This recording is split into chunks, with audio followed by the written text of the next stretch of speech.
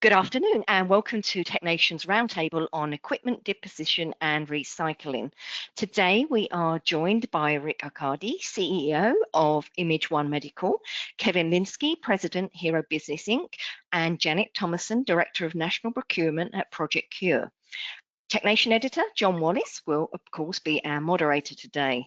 Now, today's webinar, as usual, is eligible for 1 CE credit from the ACI, and you can obtain your CE certificate by completing the post-webinar survey, which will be emailed 1 hour after the completion of today's webinar. You must complete the survey to receive your 1 CE credit from the ACI, and you'll be able to download the certificate directly from your computer once you've submitted the survey. If you have any questions, you can reach us at webinar@mdpublishing.com. Just a quick reminder to please join us for our HTM mixer that's being held at the Doubletree Resort Hilton Hotel in Scottsdale, Arizona next month. So that's May the 7th and 8th. Now, our mixers are a slightly modified, smaller and shorter duration and less crowded event that still provides valuable continuing education, networking, and vendor engagement opportunities. So for more information and registration details, please visit htmmixer.com. Okay, let's kick off today's roundtable by giving away a Swiss Meister multi-tool. So using the questions feature on your dashboard, let me know the answer to the following trivia question. What PGA major is played every April in Augusta, Georgia? Let me know and I'll reveal the answer and our winner at the end of the webinar. If you have any questions for our panelists, please submit your questions anytime using the questions feature on your dashboard. So John, I will hand over to you to start today's discussion.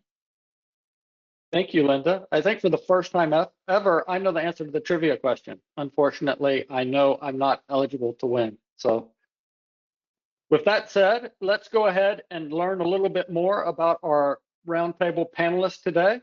We'll go around the room and let everyone introduce themselves, starting with you, Kevin. Hi, everybody, and welcome. My name is Kevin Lynskey, and my company is called Hero Business Inc. A little about me. I'm a biomedical engineer by accident. I've been in the field for about 22 years now. Everything from a bench tech to imaging service engineer, and then got into management pretty early in my career. Worked with hospitals of all shapes and sizes, from rural critical access to university research hospitals and large healthcare delivery organizations. So welcome and thank you for joining. Thank you, Kevin. And then Rick, if you could tell us a little bit more about yourself. Sure. Hi guys, Rick Arcadi. I'm CEO of Image One Medical Group. We are a Florida-based PET-CT dealer, heavy on the service side of things.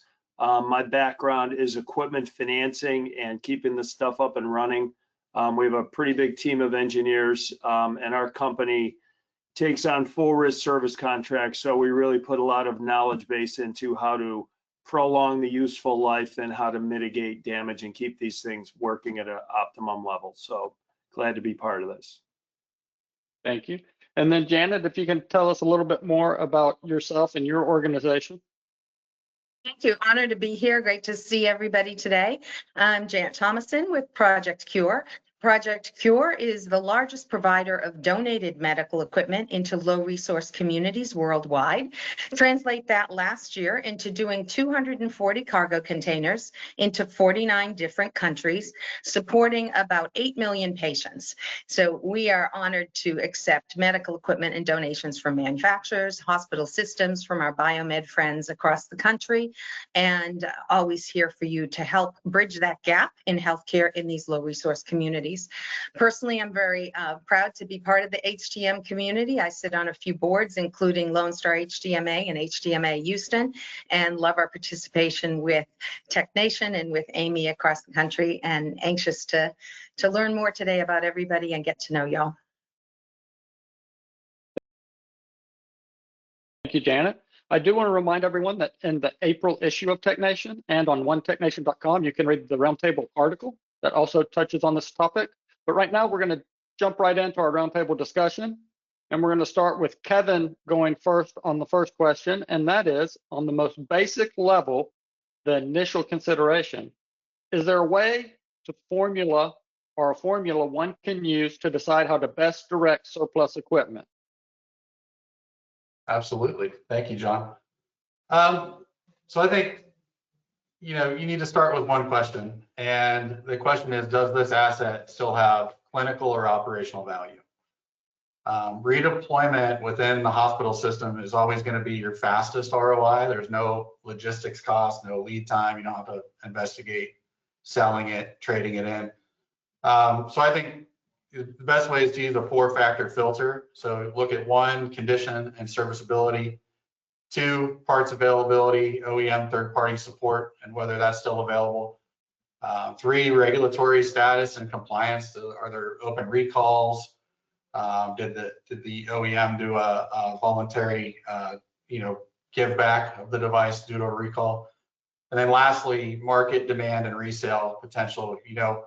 Typically devices are worth the most on a resale or even a trade-in with an OEM prior to being end of life. So you want to make sure that you're monitoring these things and the useful life of the equipment. So, I would say, you can develop a disposition score based on the market value and the clinical need and any remaining life, and then maybe subtract any cost to restore or refurbish that device, and any risk of continued use of that device. I think running it through a filter like that might get you to something that would be a good formula. Thank you, Kevin. Rick, if you can add on to that or share some of your thoughts. Sure. A little different slant to it.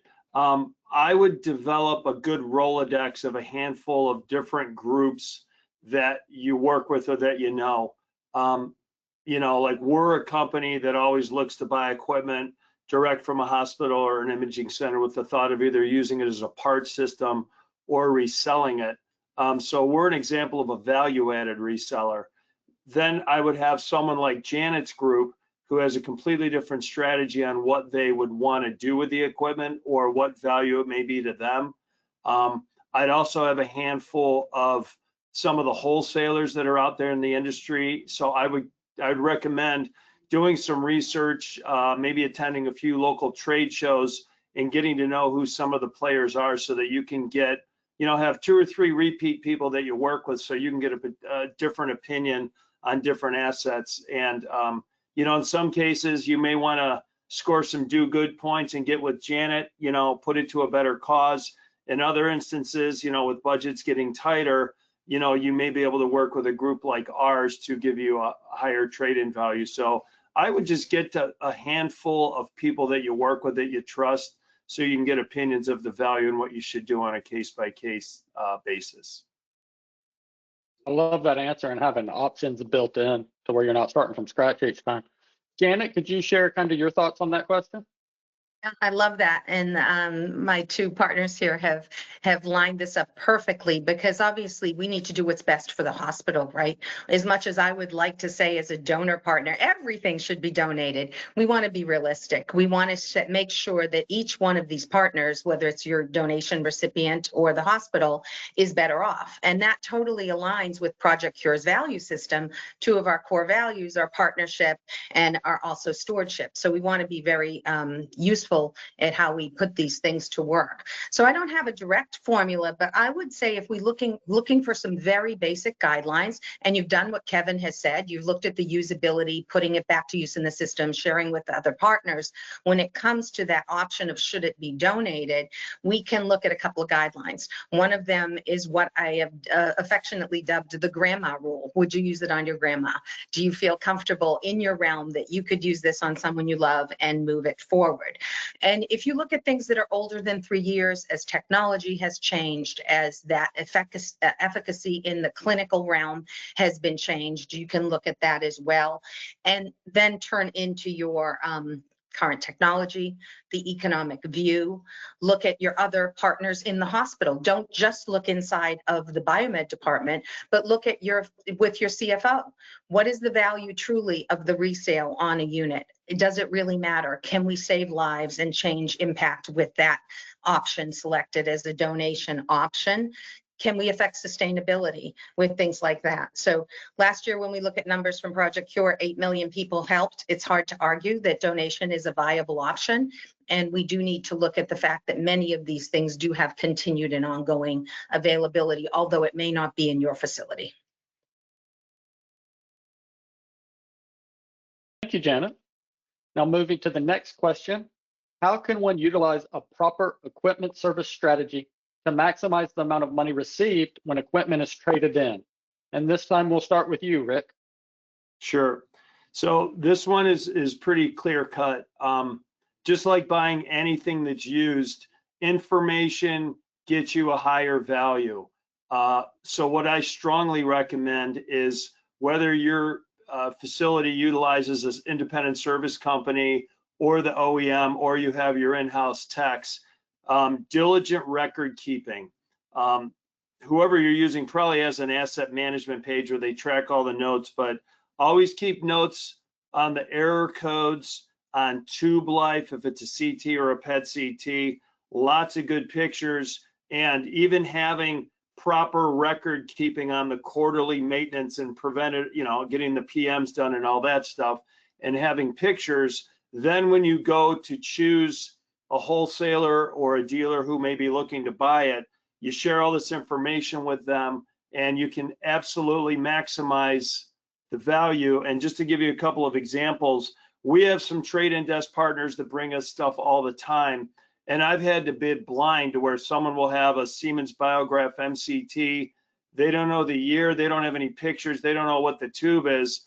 This is a $250,000 value trade-in desk-wise. I've picked some of these up for $50,000 to $75,000 because nobody, and it's not that they didn't want to have the info, no one did that job along the way. So whoever's in charge of managing your service team, have diligent records, great sets of pictures, and have all the tube data, so that when you do go to take it to market, or even giving it to someone like Janet, she would rather get a piece of equipment that she knows is maintained, so when it heads out of the country, someone doesn't inherit a repair problem. That by far, that information will get you double the value on your equipment. That was a great segue, as I have Janet up next to answer. Thanks, Rick, and thanks. Yeah, and when we talk about that on the large scale items, everything Rick talked about is really, really important, and having all that documentation, and it does in fact help us to know what condition does something come to us in, because we may take 2 or 3 and combine them into one unit when we're talking of the more traditional things, the ultrasounds, the EKGs, the monitoring systems, we'll combine them. But trade-in with manufacturers is not always related to condition, and that's where I want to bring back this point of what is the value to your organization of disposing of this equipment. Let's say you're getting $500 because they want you to trade in every ultrasound or every anesthesia machine or whatever the trade-in value is. And it's partly that sustainability thing of it's in our building, it needs to go out of our building, it's helping us reduce the price of our purchase.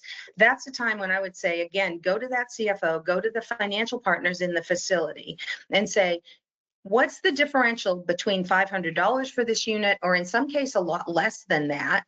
And could we use that donation as a write-off if we're a for-profit facility, or for community benefit if we're not a for-profit facility? And that equates to some other questions we have about, who's your partner?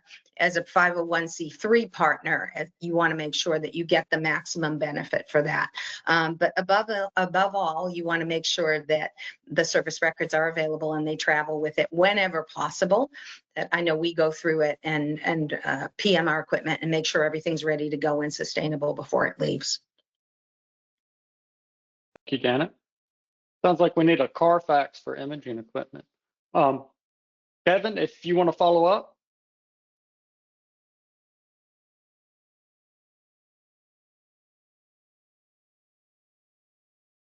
Kevin, I think you're muted.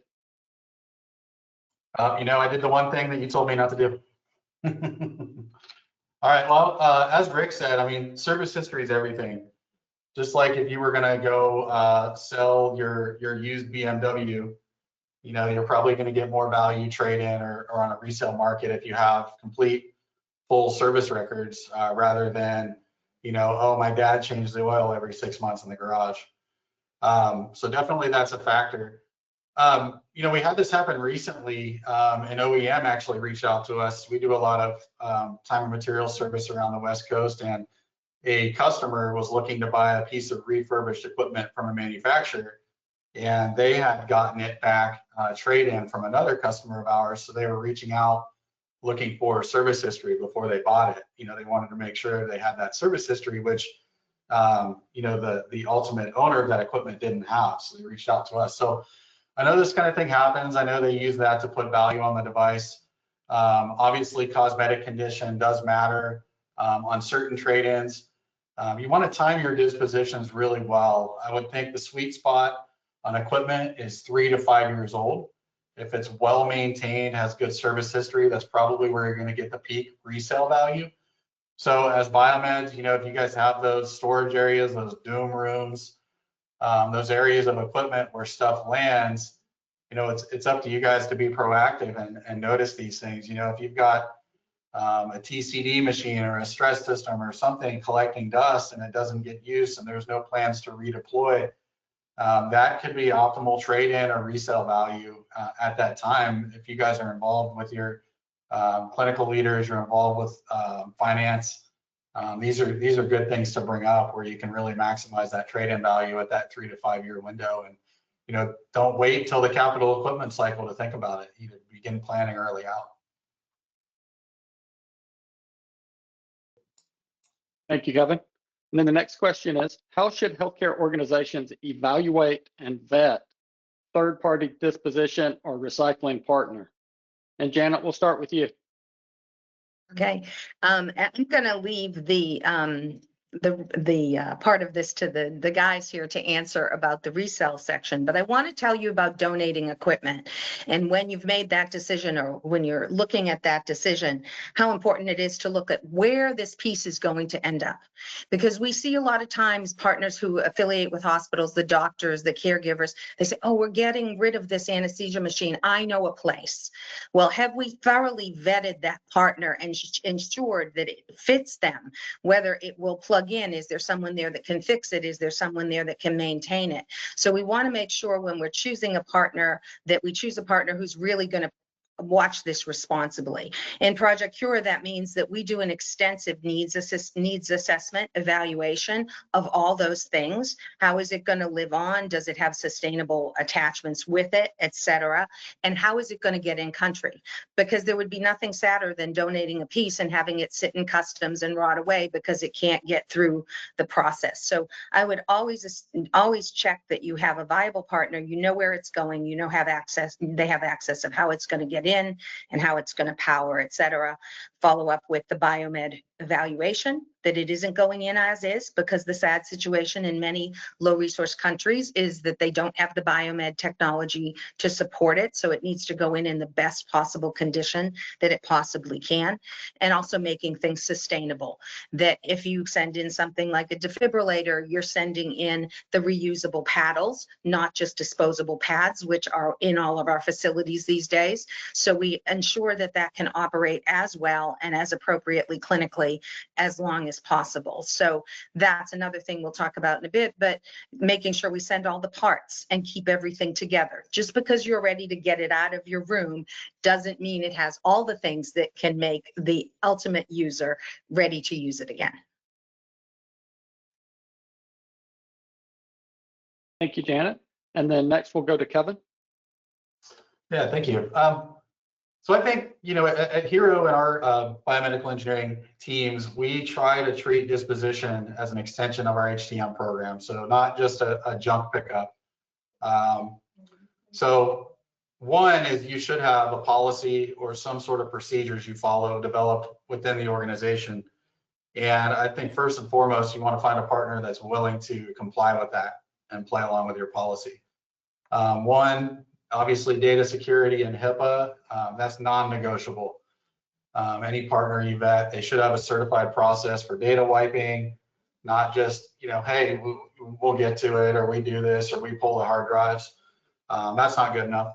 So make sure they're willing to work with your policy, with IT's policy.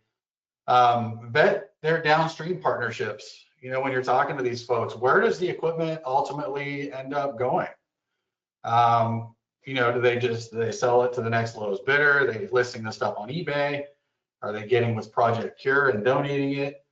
You know, really vet that stuff downstream to make sure that what you're doing is a good viable option.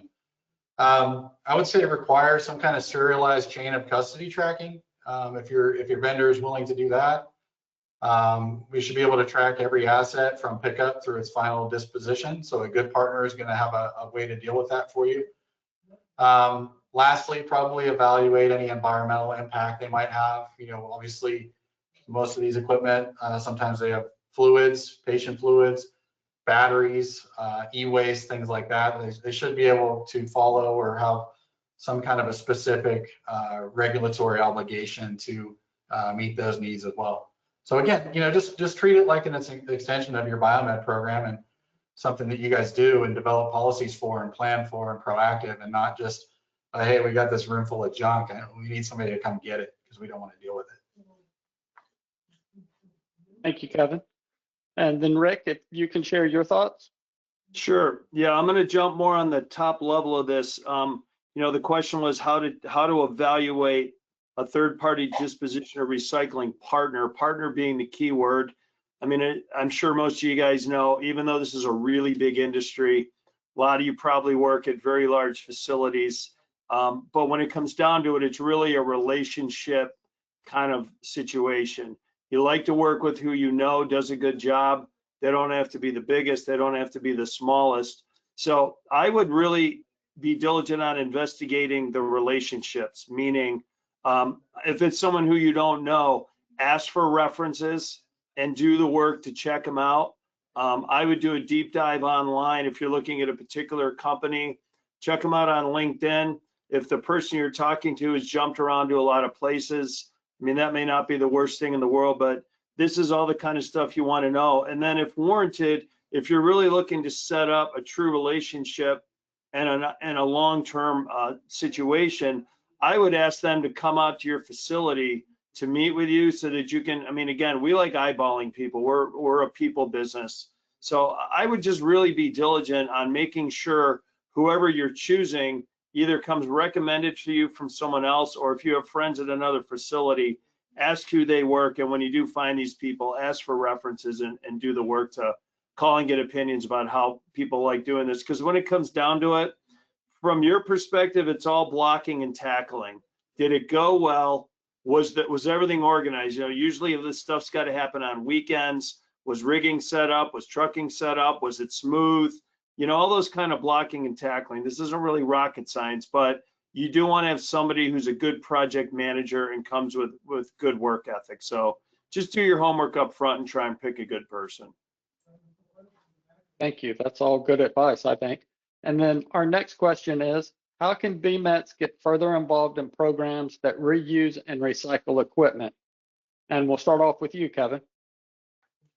Awesome, thank you. So I think biomeds are probably the most qualified people to assess the equipment. I know most of my teams, the biomeds are the ones out rounding. They're obviously doing their rounds looking for past due PMs and PM equipment. So they're going to hit all the areas. They're going to hit the doom rooms and the supply areas. So I think those people, you know, if you're a biomed manager on the call, make sure that you direct those folks to be involved as part of the process. If they see that piece of equipment that's been sitting for 3 years and they bought it and nobody used it yet, or even, you know, I talked to somebody at a local large hospital yesterday. They're having problems with their sterilization equipment, and they bought brand new sterilization equipment 3 years ago, but it's still sitting in the garage because they haven't gotten authorization to install it yet. So we need to be proactive. We need to see these things. We need to understand that, you know, everything has an impact, whether it's financial or whether it's patient care. I would say condition scoring is good if you're doing inventory teams. When we do that, a lot of work we do is with condition scoring. Making sure to look out for common failures on equipment, or if there's candidates for refurbishment. These guys are the guys that are going to see it first. They can be a champion of those refurbishing partnerships. But also just so that they understand there are opportunities and options out there for that equipment. So, one, obviously you're going to look to redeploy it within the organization. And if, they have a room full of patient monitors and they know that the clinic down the street needs a patient monitor, that's an easy way to recapture that ROI and redeploy a device. But I would say beyond that, encourage BMETs to connect with organizations like we have here today, Project C.U.R.E. There's other nonprofits out there that always cognizant of, don't be or don't settle for having a room full of surplus stuff that could be utilized, whether to build revenue, to redeploy for patient care or something else. They're the front lines, and I think we try to train our folks to that. All right, Rick, same question to you. How can BMETs get further involved in programs that reuse and recycle the equipment? Well, bridging off of one of my previous answers, I would go to building the relationships with a handful of good people that are in various facets of remarketing the equipment. Essentially, let the market tell you everything that's available. You don't have to become the expert. This is not something you need to learn on your own. Something is worth what somebody will pay for it. So, find 3 or 4 or 5 different companies out there that specialize in this and have them pitch to you, have them educate you. So just by doing that process, you might interview 4 different companies like mine that are value-added resellers. Interview 4 of us, make us share our playbook with you, telling you how we do it, what's the high-low strategies, how do we do what we do, and pick one of them. So if you really want to get more involved, you want to learn as much as we know, but you don't need to be experts. But once we become your handful of partners, then you can rely on us honestly as chosen partners, and you'll kind of know enough about what we do so you can manage the process. So make your vendors go to work for you, make them educate you, and then you can just kind of sit on top of it and manage the process. Thank you. And then Janet, what can you add to that? % agree. It's all about relationships and having partners you can trust and making those relationships work like they're part of your staff, right? Go and ask the questions of them. What can we do? What are our options? So biomeds can help and divert that equipment. Look for those opportunities to divert the assets. Think about the full picture of donation and where things are going to go. Look beyond just the piece of equipment to all those extended other supplies and consumables and everything that goes with that, and make that possible. Build a partnership like with Project C.U.R.E. For us, it's in 7 states across the US, so we're near everybody, or we can come close to everybody. For us, an additional way to get involved, because some of that involvement might be your personal passion project. If this speaks to you about making sure that we're bridging healthcare gaps and things like that, can you volunteer at a Project C.U.R.E. facility? Can you come in and help get CEU credits at AMI at the upcoming Repairathon at the conference coming up at the end of May? You can also get those CEU credits for volunteering with us in person in the 7 states we're in Chicago, in Phoenix, in Chicago, in Denver, in Kansas City, in Houston, in Philadelphia, and Nashville. There's ways to take your talent as a biomedical engineer and a biomedical tech and make sure that you put those talents to use. And just keep in mind, ultimately, just because it's not useful for you doesn't mean it's not useful for someone else. And as Kevin pointed out, you guys are the best to assign that decision with what can still be used and what's appropriate for someone else to utilize, and still make it strong and very good and very useful in another place, but it just might not be today's most new technology available. Thank you, Janet. I'm glad you mentioned that Repairathon. I think Amy's offering something like 4 CE credits if you do an hour of work on the last day of the conference. Make sure you confirm that before you do it, everybody, but that's a great way if you're going to be at Amy to give back and help out. Moving along, how can an HDM department utilize a proper equipment service strategy to prolong the useful life of equipment and calculate the ROI of longevity and revenue generation weighed against the cost of service? We'll start with you, Rick. Sure. So this is this is something that my company has our master's degree in. Time is money with the equipment, and when these systems are not up and running, obviously they're not generating revenue. So when you are evaluating, first of all, a service partner, whether it's an OEM or a third party, you know, the types of things that you should be asking or considering are, you know, does the service provider have engineers on staff, or are they subcontracted? If they are on staff, you're going to want to ask where they're located, because what's the amount of time it takes to get from the where that engineer is to the site. The same thing goes for the parts. You're going to want to know where are your parts coming from to service this machine. Sometimes it'll be shipped in from out of state. Other times it may be driven in. So finding a service company that's got the right kind of answers for, you know, the engineers as well as the parts. But, you know, using Kevin's analogy of the used car, it's the same idea with this. You know, you can buy a new PET-CT scanner for $1.9 million and pay $12,000 a month to keep it serviced. You can buy a used one for $350,000 to $400,000. That used system is going to need maintenance, and it's going to need proper PMing. And you know, if you really, we preach getting, when we sell a certified pre-owned unit, that we can get at least 10 years of life out of it, if not 15, if it's getting properly PM'd. And as far as downtime and all that, we position our engineers and our parts relative to where our client sites are, so that they truly are back up and running in 4 hours. So we do a case study on each piece of equipment based on the usage, how many scans they're doing per day. So that absolutely will buy you 5 years extra life by putting in the right type of service plan. And you can choose to run that 5 years out and gain that free income, because that system is paid off by that point. But it also increases the value of that system if you go to trade it in, or if you donate it to Janet, she's getting a better asset. The other element that's becoming critically important that we've been deploying solutions in is in the environmentals. As power grids are becoming less stable, storms are becoming a problem in different markets that we're in, like Texas and Florida. So what we've been deploying, and we've been doing this for a lot of our sites, is putting power monitoring systems in that will do a sample size of electrical glitches to the tune of 30,000 tests per minute. And you'd be surprised how quickly a power sag or a transient could fry a system and can take out a tube. We're also monitoring, and you can do this at your facilities, humidity is a big problem, consistencies of temperature.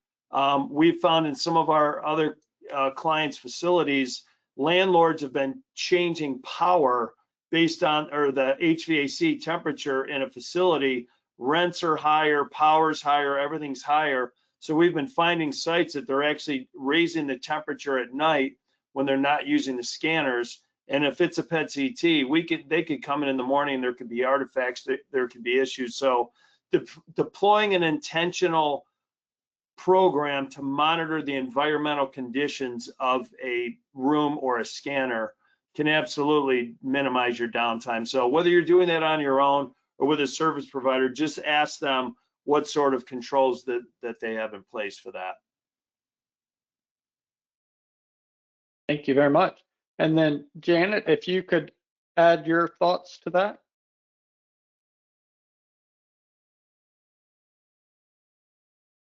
Are you muted, It took me Janet? a second to get unmuted. I added a comment. 100% agree. Again, we see things at the end of this life very often. So I'll do a brief, not to sound like a broken record here, but I want to do a little brief example of things less high on the technology scale than Rick is looking at. Obviously, that's critically important because no one ever has enough capital to replace something just because, right? But when it gets down here, I can equate that to my time that I have spent in country and seen how important having a bed is in a country that doesn't have any place for someone to respite, for women who labor on the floor, people who have to walk into surgery, they can't go in on a gurney, all of these kind of things. When you look at mattresses that are no vinyl cover and disgustingly gray, they definitely flunk that grandma rule for me, right? How can we put something to use it's continuing its life and its time with a different measurement scale than the financial side that's going on this. We can look at trade-ins. There's one fabulous manufacturer of cribs that makes a beautiful crib, but their warranty period is defined by 12 years and you can't get a part for it. Well, that's the point. We can take that crib and make that a very useful crib with some outside of the OEMs and make that a great unit and apply that. So that's my take on all of this is let's continue life, let's expand life, and let's do what all of us are after, which is ensuring that everyone realizes quality health care. Thank you, Janet. And then Kevin, your turn. Yeah, absolutely. Just to key in on what Janet mentioned, parts availability is definitely a hard constraint. When the OEM support ends, that your extension strategy has to include some kind of a third-party parts source, or maybe you keep parts donors, or you previously parted out, things like that. Definitely important to build those relationships before end of life, and make sure you have that strategy if you're looking at prolonging life on a certain piece of equipment or groups of equipment. Longevity and revenue generation, they're not opposites. A device kept in excellent condition longer is going to generate more value. It'll have a higher potential clinical use, higher resale at the end than one that's been run to failure. The ROI calculation, it's got two sides. You have your cost of service, which is PM, labor, parts, downtime. You weigh that against the extended asset value. So whatever deferred capital spend from not having to buy something else, plus your residual value when you do decide to disposition that in the future. Both sides of that, I would say, need to be quantified. But again, just go back to what Rick said, with the monitoring and things that they're doing on your big iron, proactive versus reactive service definitely has measurable ROI. And I think as some of these CMMS systems that we use today, as they get farther ingrained into AI and predictive maintenance and things like that, it's really going to extend the life of your equipment and give clinical engineers and clinicians more data points to pull up from when we do put capital plans and things together. We'll be able to really fine tune on what is our biggest driver of ROI and what we can deal with and keep running for another 5 years past end of life. Thank you, Kevin. This next question kind of merges with that answer, I think, and that is, how can HTM departments build a more proactive, ongoing disposition strategy rather than reacting to equipment backlogs? And we'll start with you, Janet.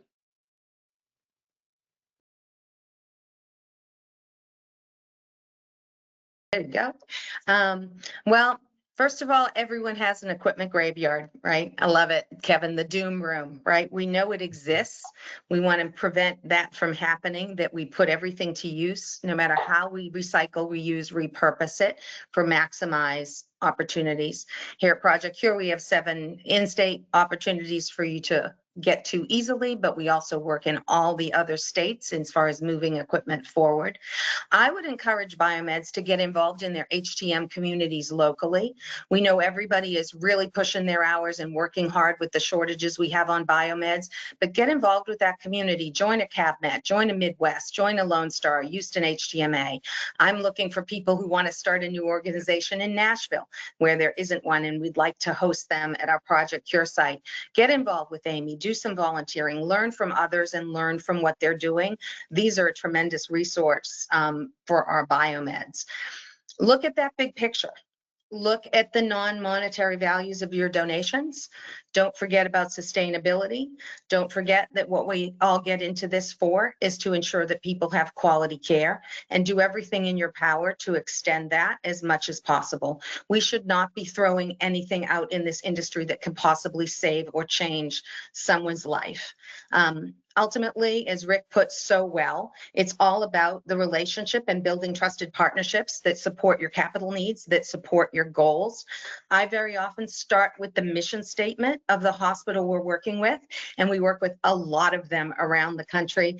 I love HCA's mission statement, so no permission from them, so forgive me, HCA, if I'm quoting you on this one, but they say, above all else, we are committed to the care and improvement of human life.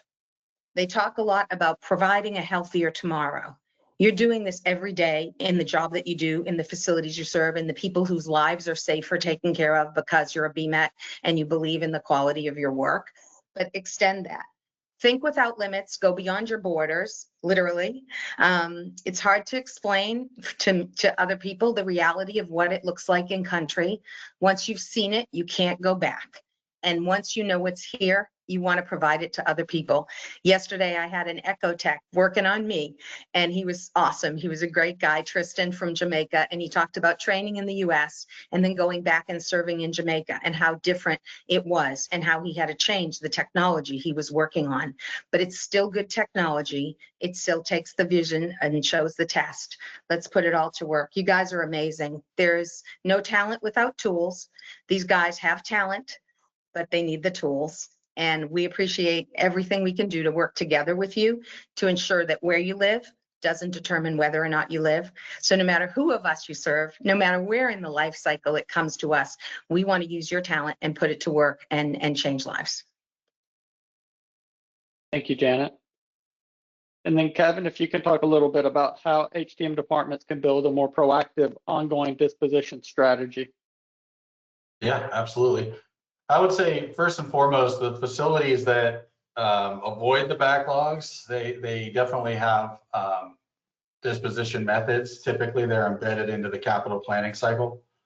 But I would say one is assign ownership. You know, someone in the HTM department, and if you're the lone biomed in an HTM department, which happens a lot, you need to own that, or at least take a larger part as far as some accountability.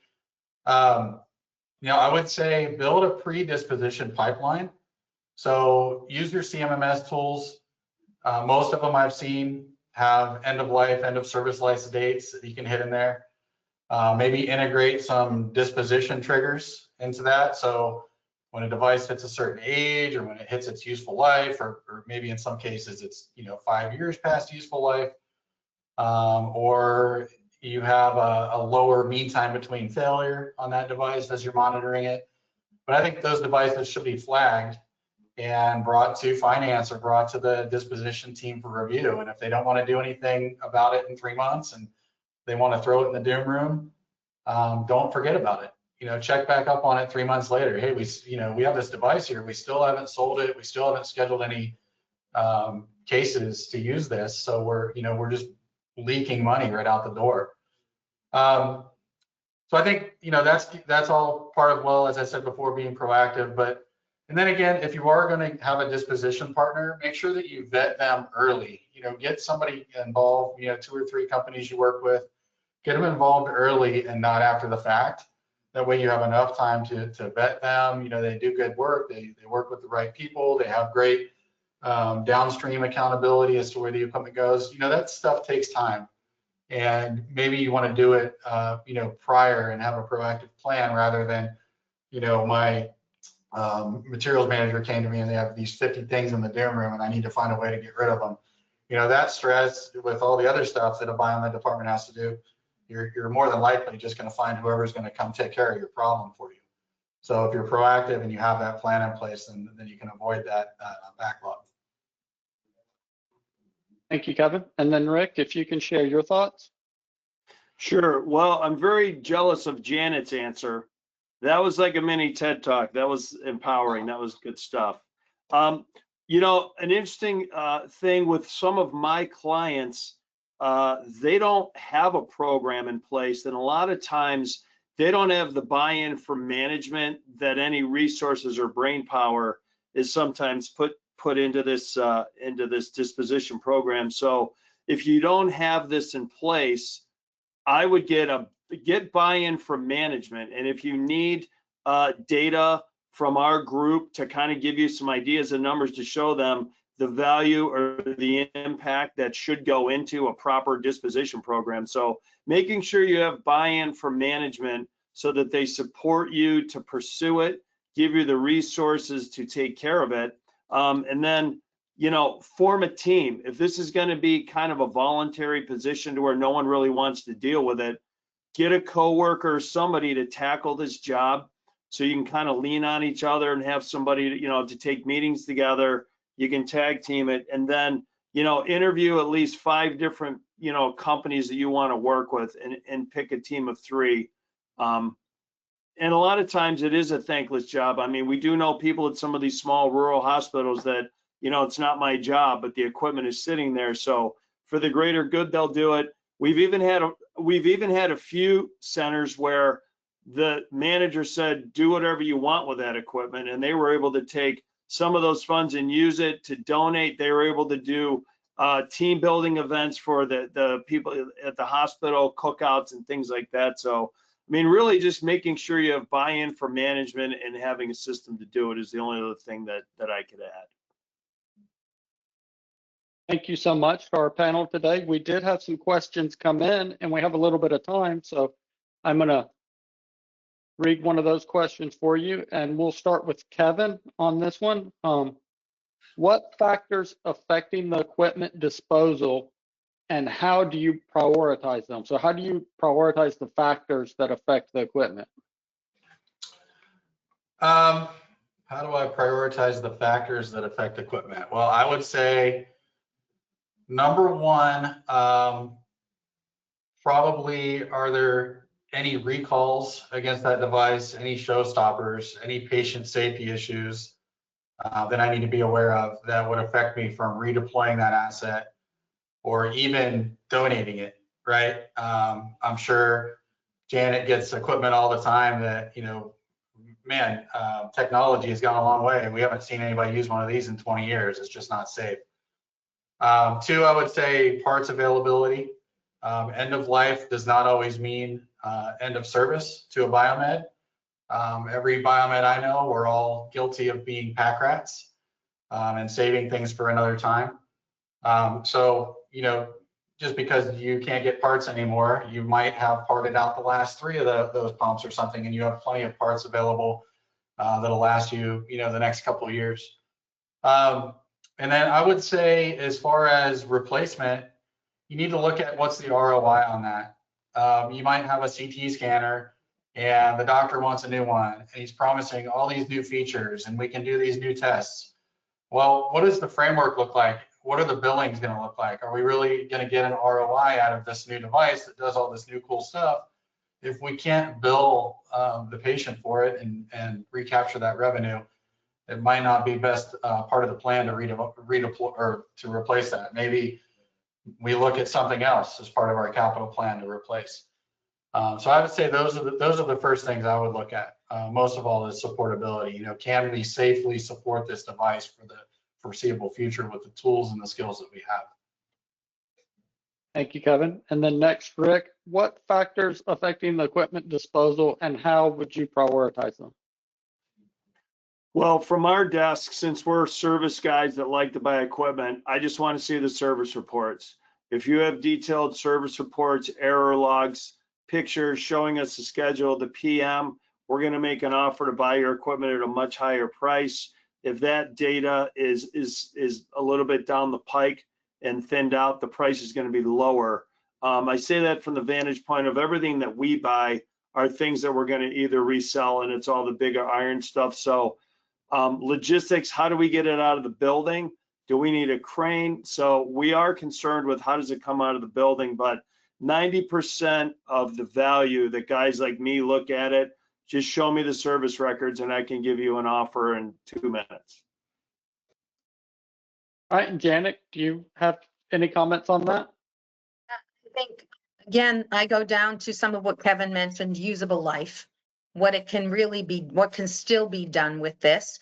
We can take 30-year-old OR tables, manual tables, and put them to use because they're iron workhorses. Portable x-rays, that just last forever with the right technology supporting them. But ultimately, I would also, go back to that value to your organization. If it's a $300 give back because it's a trade-in, what does the $300 equate? If the item's been depreciated, where's it going to come back? What's the true net value of that? And weigh that together with, can I help save lives? Is it what my bottom line CFO is looking for? And see what we can do to extend the donation period out there. All right, thank you. We have one more question. We'll go through this kind of quick. We're getting a little short on time. But what roles does supply chain and clinical engineering play, or should they play, in equipment disposition or disposals and recycling? And Rick, we'll start with you this time. Can you repeat the question, please? I can. What roles in supply chain department and clinical engineering should play in equipment disposals and recycling?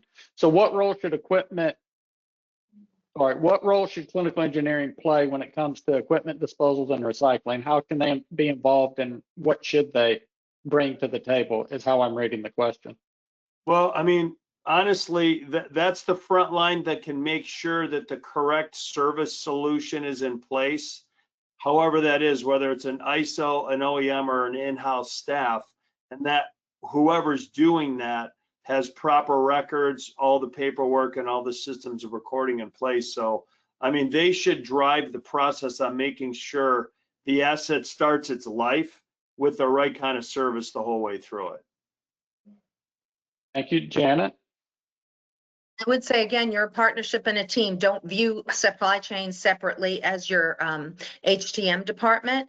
Even at that end of life, especially when it comes on the donation, do you have the consumables that are needed to run this machine? Or something sitting in sterile processing that needs to be put with it to make it a usable package together? Is supply chain seeing some issues when we talk about impacting, deciding when end of life needs to be? If the supply chain on a consumable is becoming unreliable and you can't do a process, you all have to work together. So putting them all together and bringing all that together has maximum value, no matter how your disposition is going to flow. Thank you. And then Kevin, do you have anything to add? Absolutely. I think 100% clinical engineering should own it. They own the inventory. They do the repairs. They touch it once a year at least, sometimes twice quarterly. They can see how it's being used. They can, obviously they're in tune with the repair and supportability of that equipment. Supply chain should definitely be involved because they're the ones that cut the POs when doctors and clinical staff are requesting new equipment at capital time. They should have items, or at least be cognizant of items that are sitting available to redeploy, so that when they get a PO for a new ultrasound machine, they can say, oh, my HTM director told me that they have this other ultrasound machine sitting over here. Could this be redeployed? So I think it's very important that those two teams work together to develop a great disposition strategy, as well as being part of the capital plan. And this kind of stuff, if you're an HTM director or manager and you don't have the ear of the CFO, these are the kinds of touch points that those people love to see, is that you're cognizant of the financial impact of the equipment. You're not just a reactive break fix shop, you're proactive at all levels of the game. So I think you got to work well with those other departments that have a part in it. Thank you so much. And then I have a question that I think is really just for Janet, and that is, how do you deal with the change in voltages when a US facility donates to another country? Does that limit what you can receive when it comes to different equipment? No, it doesn't limit it. Thanks for asking that question. What we do is we appropriately size transformers to go with all our equipment and make sure it's appropriate. If it doesn't have a dual voltage unit, they get a transformer and instructions to make sure they use it. And make sure everything's ready. As I mentioned before, we want to make sure it's sustainable. It's not just going to go through one process, it's going to continue to live on. Reusable paddles, reusable sensors, all those things. That's where all those little things count.